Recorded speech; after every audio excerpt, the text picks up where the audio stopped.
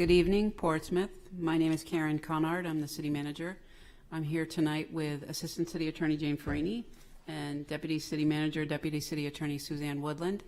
We'd be happy to walk you through our brief presentation this evening, and then we're really here to hear from you. So the floor will be yours after the brief presentation from the three of us. But kicking things off will be Jane Farini. Good evening, everyone. Thank you for coming. So the purpose of the listening session this evening is to solicit public input regarding the use of the ARPA funds for the re-identified projects as an alternative to use of ARPA funds for the purchase of community campus. This was discussed by the council at its last city council meeting, and it was determined to schedule this meeting tonight so that we could get public input from all of you this evening. As most of you are aware of the American Rescue Plan Act, it was enacted approximately a year and a month ago, and it was signed into law.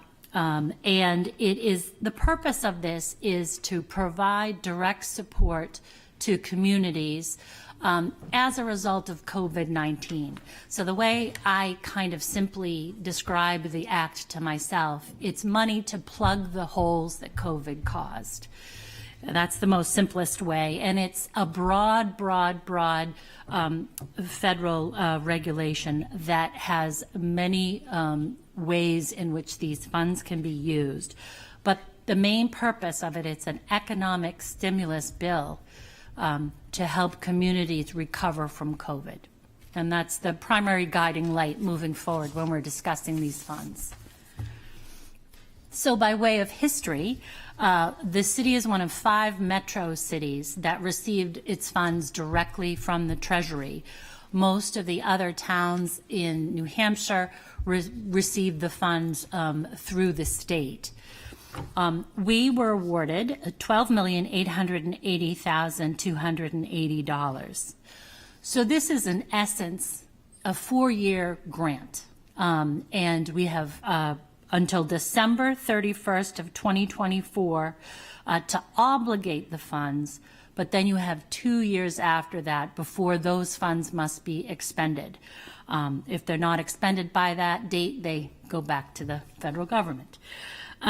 So the City Council accepted the first tranche of funds at a public hearing on June 21st of 2021.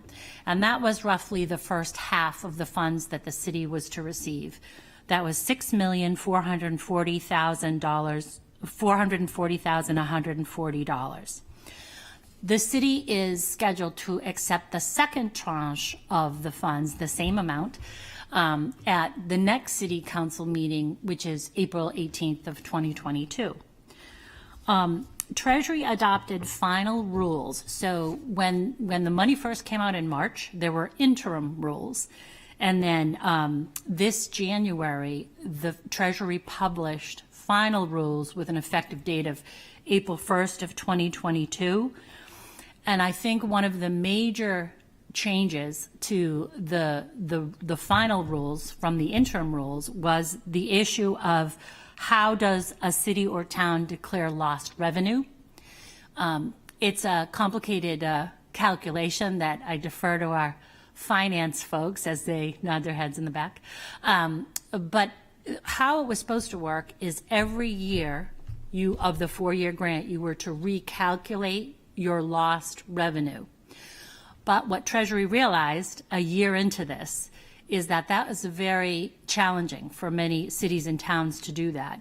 So they made the final rules the determination that every city and town in the country can do a one-time standard allowance of $10 million of lost revenue. Now that doesn't mean if you didn't get awarded more than 10 million, your award would be adjusted up to 10 million. But every city and town in the country can now do that one-time standard allowance for 10 million. And the city has filed for this 10 million lost revenue standard allowance. And just by way of history, you may recall during the budget process last year, there were two there were two capital outlay projects that were identified for the use of ARPA funds. And they were the City Hall HVAC and the citywide storm drainage projects. And so that kind of gives you a very oversimplified version of the act and sort of the money, where it came from, where it's coming from, and where we are to this point. And now we're going to address the community campus application, and I will turn that over to the city manager. Thank you, Jane. So as we transition from the slide Jane just wrapped up to the next slide, keep in mind that to date, a total of $400,000 has been allocated and discussed publicly as part of the total funding that the city's received. So many of you may recall back in December of 2021, as a means to appropriate the funding for the acquisition of the community campus property on Campus Drive, the previous city council approved a appropriation of $10 million, and it's broken down as you see here. The $1.576 million is a combination of trust funds, special revenue, and capital outlay. There, at the time, before the final rule and the guidance came out, we were looking to attribute the revenue loss calculation amount of $5.19 million for a total of $6.766 million to go toward that acquisition. And depending on whether we were able to determine eligibility of the school's ESSER funds, which are the school version of ARPA funds, we were leaving a placeholder that either we could use ESSER funds and only need to borrow $1.233 million, or we would not be able to use ESSER funds, thereby needing to borrow $3.233 million. So back then, in December, based on the guidance we understood to be the best at that time, we sought authorization for borrowing up to $3.25 million. Then the final rule comes out. As Jane mentioned, we learn a lot more about the restrictions and what the fund can and cannot be used for. And since that time, we were able to close on community campus, and we closed on March 14th of this year. And as such, given where we had taken the process, we were all set to schedule our borrowing as part of a larger borrowing for other city projects in June of 2022 for that up to $3.25 million. And because we were looking to take advantage of low interest rates, the initial way to do that would have been through a bond anticipation note. That's just a side note, but it'll play in another slide. As Jane mentioned, the rules come out, eligibility and guidance are made clearer, and what we determined and understood and have vetted with several sources is that use of ARPA funds for the acquisition of real estate could limit future uses of the property. And so we thought, well, we don't want to do that. We want to make sure we have as much flexibility as possible with the property. What are our options now? So we spoke with bond counsel, Locke Lord, and our financial advisor, Hilltop Securities, and this is the recommended course of action to acquire the community campus via the financing steps we'll explain right here, and leave ourselves as much flexibility as possible when we determine the future use of the site. So to be noted, and in the blue box, the city has 60 days from the date of purchase, which was March 14th of 2022, to change the funding source. So we're working backward from May 14th.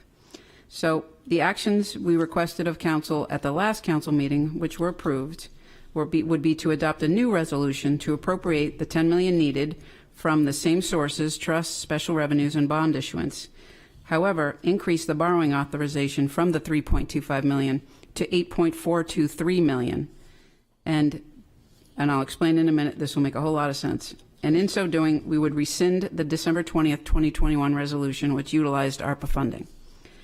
In its place, we would adopt a second resolution, which would appropriate $5.26 million from ARPA funds for ARPA-eligible projects for which we were planning to bond.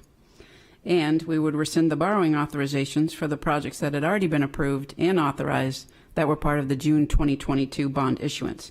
It's really hard to see here, but I can read them to you. These are all determined to be eligible for ARPA funding, and they include lighting at the multipurpose recreation fields next to community campus, the annual amount for citywide sidewalk reconstruction program, the city's street paving management and rehabilitation program, and the second phase of the Islington Street Corridor project. So those total $5.26 million. It's about $70,000 more than the $5.19 million number that we were looking to replace.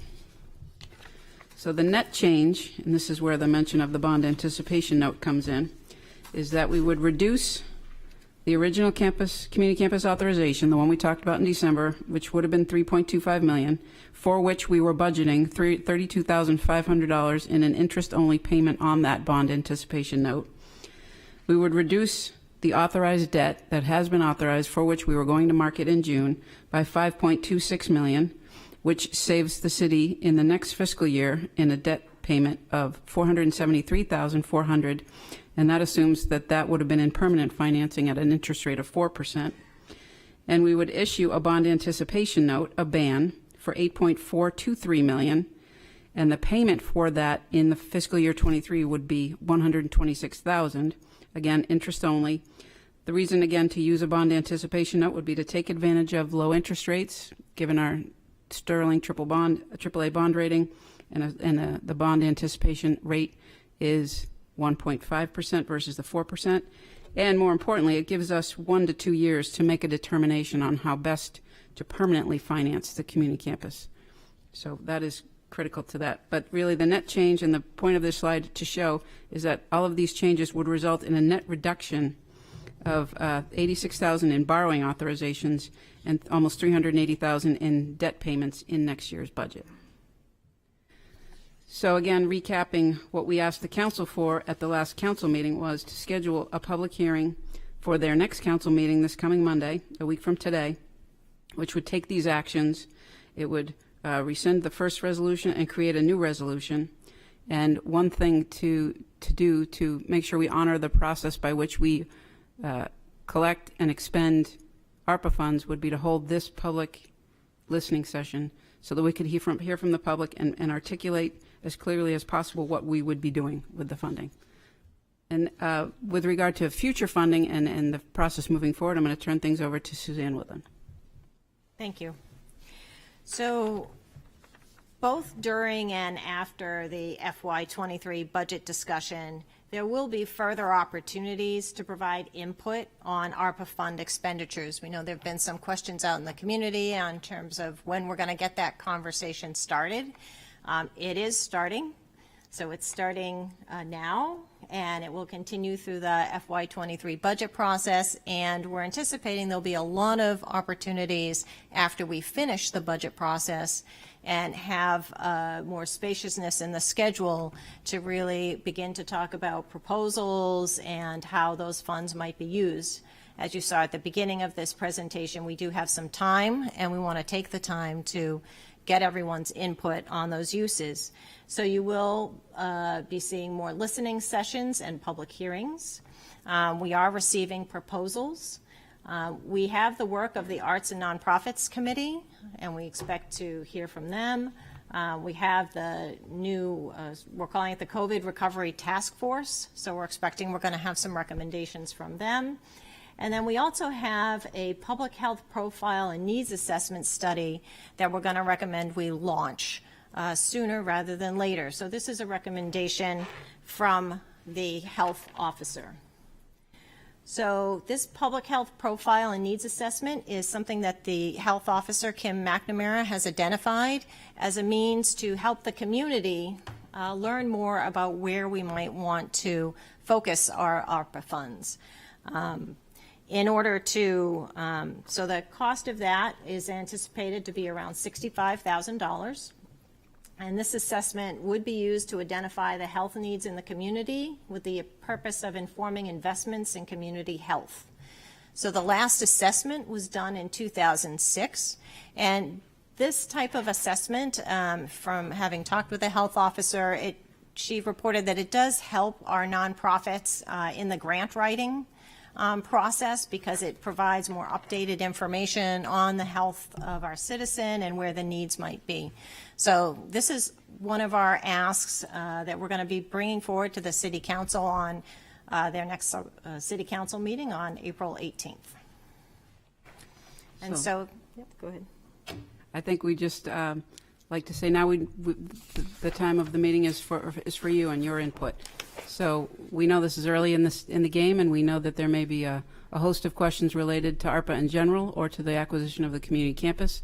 So we would welcome your input at this time, and we just ask you, when you come to the to the podium, or if you're called on Zoom, to give us your name and your place and your address, please. Good evening. My name is Rich DiPantimo, 16 Dunland Way in Portsmouth. I'd like to thank the city manager and Attorney Farini and the rest of the crowd. Thank you very much for having this listening session and giving us an opportunity to speak. Am I limited to the 3 minutes? I know Bob Sullivan's not here with his clock, but am I limited to 3 minutes, or can I like what the mayor says. Keep 3 minutes in your heart. How's that? Okay, well, my heart is... Okay, can you hear me all right with my mask on? We can. Thank you. As you can tell, I'm a public health professional.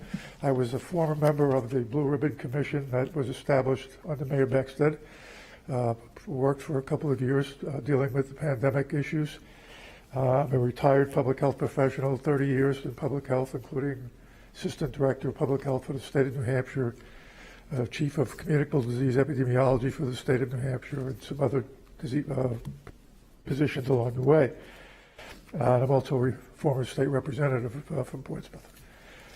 So I'd like to make a few comments about the funding that you have and where you're going with it, and to think about what may happen in the future. I'm very happy to see that you have allotted $65,000 for public health profile and needs assessment.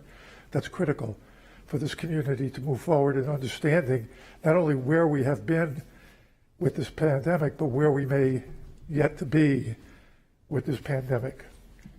As you noticed in the legislation that was, the law that was passed at the congressional level, one of the major factors and requirements is that you must address systemic public health and economic challenges that have contributed to the unequal impact of the pandemic on certain populations. And from a public health perspective, that's really critical to me in terms of my understanding of the impact on vulnerable communities, both from an economic perspective, from a social perspective, from an ethnic, racial perspective, from an age perspective, many perspectives that have led to an unequal burden on certain populations, not only in the country, but right here in Portsmouth. And what I'd like to say to you, to think about as you deliberate how you're going to use these funds, is to understand that, first of all, this pandemic is not over. We are far from done with this pandemic. A lot of the public may wish we were done with the pandemic and act accordingly. Notice I'm the only guy in this room with a mask on. We have a virus that's been very persistent. It is a virus that is showing its ability to change frequently and move quicker than we as a population are able to move with it. It has been way ahead of us in this pandemic from the start, and we've been trying to play catch up. But the virus keeps changing, the virus keeps moving on. It's doing what it is programmed to do genetically, and from a perspective of biology, and this is what it's going to do. It doesn't operate under the rules of government. It has no requirements to have public hearings. It doesn't have debates in Congress. It doesn't have lawsuits to deal with. It doesn't argue with itself. It does what the virus does. Okay? And that's what it's been doing for almost over 2 years now. So we have to think about that this virus is not going to be done with us, even though we think we're done with it. We have a new variant now, the Omicron BA2. That doesn't mean it's going to be the last variant. There'll be other variants. Hopefully, they're not as bad as the ones we've had. They could be. There is a virus in the Middle East called MERS, Middle East Respiratory Syndrome. It is a coronavirus, just like this virus that we're dealing with. It has a case fatality rate of 30%. Fortunately, that virus is not easily transmissible. Unlike the virus we're dealing with is very easily transmitted, but it has a very, I wouldn't say very low, but a lower case fatality rate of about 1%. So if this virus decided it wanted to join hands with the MERS virus at some point, where would we be? We have to think about this. So my plea to you is when you consider the funding. Don't allocate all the funding for what you think you need now. Think about some funding that you may need in the future. I know you have to spend it within a certain time frame or you lose it. But think about what may be needed in a year or two as this virus mutates and changes, and as we may need more vaccines or different vaccines or more therapeutics and different therapeutics. We may have to outreach again in a large sense to the population to get them vaccinated. We may end up with masking mandates again. We may end up with many other things that we have to anticipate are a possibility for the next few years, and to allocate some of those fundings that we have to put aside so you could address them when and if you need them. And then have a backup plan that if they're hopefully not needed, you have a backup system where you can say, okay, then we'll put this money to this use, X, Y, Z, so we don't lose the money. So that's my plea to you is from a public health perspective, is to think about the future and think about where we are today and where we could be tomorrow. Hopefully better, but possibly worse. Thank you. Rich, thank you. Anyone else care to come up? Come on up. Good evening, Peter Huda, 280 South Street. I'd like to thank the city manager and the whole table for giving this presentation and giving us time to discuss this new data that has come forward. Like I always do, I have some questions that I'm hopeful that you can help with. My first question is on this $10 million. Does this mean the $10 million is in addition to what this new 6.4 we're getting? Or No. So the 12.6 that we've been allocated, it's just a means by which to define sort of what bucket of funding and what the criteria is for each bucket of funding in ARPA. So lost revenue is one of the 4 buckets of funding that's available, but we didn't get more money. It's just a way to classify and categorize the money that we already got. Right, so 10 million of our 12.88 million can be categorized as a lost revenue calculation, thereby having much more flexibility. so it doesn't affect how we're doing anything, it's just for them to categorize it then? It's an easier way for us to march through the process and help as many groups as possible, really. It's the broadest way to include as many types of recipients of funding would be the way I would categorize that. Okay, thank you. The next thing would be on the first page in December for the original purchase of the community campus, we were going to use potential ESSER funds of $2 million. So we're not using that now. So what happened to that? And will we see that coming through on the school side, or is it still there? You will see it come through on the school side as the school board deems fit. There were the same number of restrictions and concerns and hang-ups, or what's the word I want? Sort of the strings Strings, attached. thank you, Yeah. in using ESSER as in using ARPA. So we let go of that as a potential funding source because it tied us up in ways that the ARPA money would have as well. So you'll see that $2 million stay within the school board's purview on how to spend. So that hasn't changed in, and I don't remember, was the $2 million for last year and there's another one coming for $2 million? I or believe was the that- total school amount allocated was in the $3.9 million range, of which $2 million was contemplated for this, but it's no longer contemplated. So the whole amount of ESSER is for the school board to decide what to do with, exclusive of this project.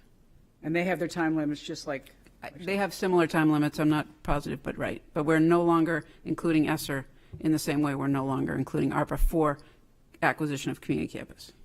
okay, excellent. The last question is on the swap out of the CIP projects. On the Islington Street 2B, in the CIP, there's 3 sections to that. There's the general, the water, and the sewer, and they're all 2.3. So my question is, which one is this? I'm going to say that it's general because water and sewer would come out of their respective funds. So, and a follow-up question on that, if you're using the general part of that and for the CIP use for Islington Street if other pieces of the water and sewer had to be completed previous to that. Are you still going to go out and bond for more money here because of the timeline? Does that make any sense? I'm not sure I understand, but this wouldn't put more pressure on the bonding. But maybe I don't understand. Try me again. So there's three pieces, and okay, since water and sewer are in the ground, they have to be completed before the general fund amount on top of the ground. If that makes any sense? No, it's just a different sets of funding because those are enterprise funds used by the ratepayers. So Right. So would we have to do the first two pieces first and get the money for those before we would be requiring this amount that we're taking here out of here? I mean, does that make any sense? You're the swapping. project's happening at the same time. So I don't know if we have folks from water, sewer, and finance here. I'm not sure.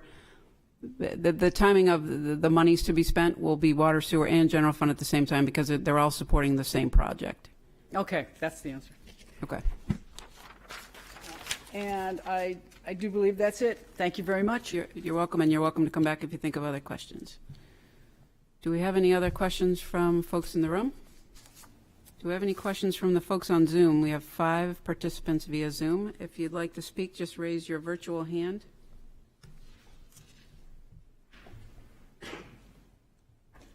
I don't see any hands.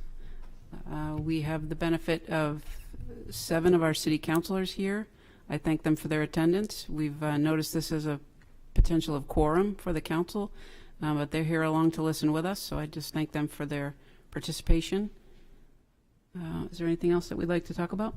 Just a reminder for those who may watch this afterwards that there is a public hearing scheduled for April 18th at the City Council meeting. So if you would like to comment at the public hearing, then that is your next opportunity. We thank you for tuning in. This will be placed on the website for folks who aren't able to watch tonight, and have a good evening. Thank you.